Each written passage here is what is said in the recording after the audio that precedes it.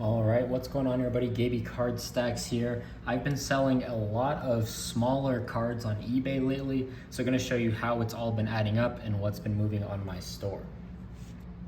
First, we'll start with this Matt Corral No Huddle Disco Prizm rookie card. This one sold for $9.90. I think I got this for about $5 or $6 in a lot. I'm not sure. That lot is turning out to be not so great, but nonetheless, probably going to try to break even on that. Next, Davis Mills Pink Prism. I think I got this from either ComC or from a $1 lot at a show a while ago. This one sold for $4, so not bad. Davis Mills is kind of just dead in the water, I would say, just with CJ Stroud down there. So we'll see what happens, but nonetheless, glad to move some of this lower end inventory. Donruss, clearly, I picked up a lot of this when it first came out. I was just thinking, for Donruss, clearly hobby box, there's not a lot of cards in it. It's not quite a premium product, but there's just not a lot of good resale. I've got 3 of these copies. One finally sold, and it sold for 3. So just, again, trying to move that inventory out of that Donruss, clearly. And same with that the premium gold stock press proofs. Those have been a little challenging to sell.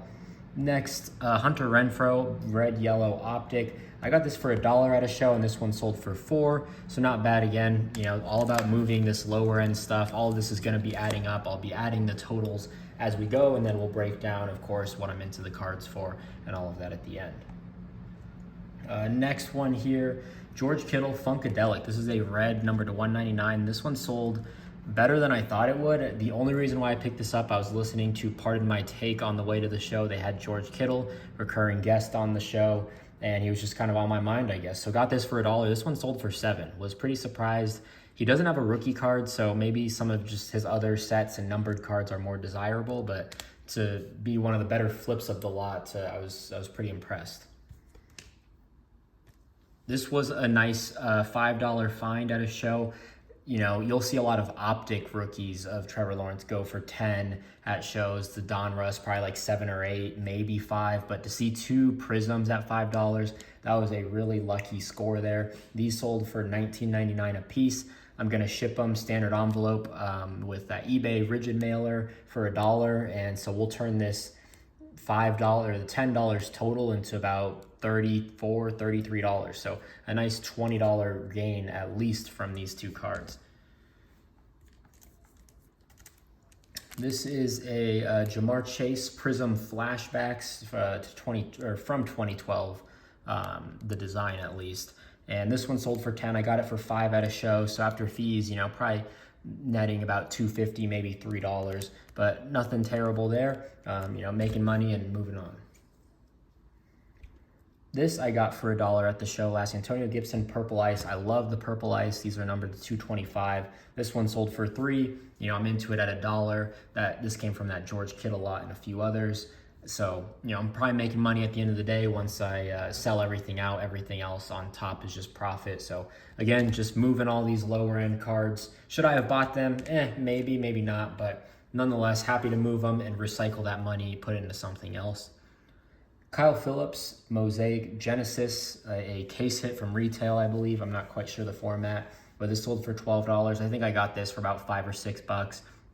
I buy Kyle Phillips for whatever reason. I just liked him at UCLA and just have hope for him. I don't know. Genesis at least is a color match to Tennessee a little bit. So, netting, $9 or so on that. It could be a lot worse there.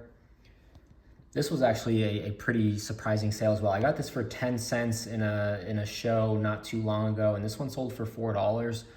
I don't know exactly what the market is like or where he is. I know he started for the Cardinals on Christmas against the Patriots. Almost beat, or no, not the Patriots, the Bucks, and almost beat Tom Brady.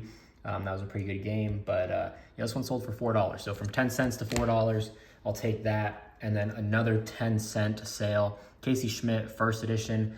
There's a couple people on Twitter that I follow just for like price awareness, whether they do like a lot of stack sales or whatever the case may be. So when I see a guy in like baseball or basketball, I'll try to kind of remember that. So that was one here. This one sold for $3. So nothing crazy, but at the end of the day, all of this starts to add up. I estimate this is about $90-ish in sales. I'm into these cards for probably about 30. After fees, shipping, all of that, you know, you're probably down to, I don't know, 80 bucks or so. So netting, or 75 will be conservative. We're netting $45. So now that we've got that $75, gonna go back to a card show, go buy 15 $5 cards, or buy $51 cards and rinse and repeat, you know. So all this little stuff adds up. These are all plain white envelopes. Even if you take out the Trevor Lawrence, the $40 from that, you know, I'm probably into these cards at $20.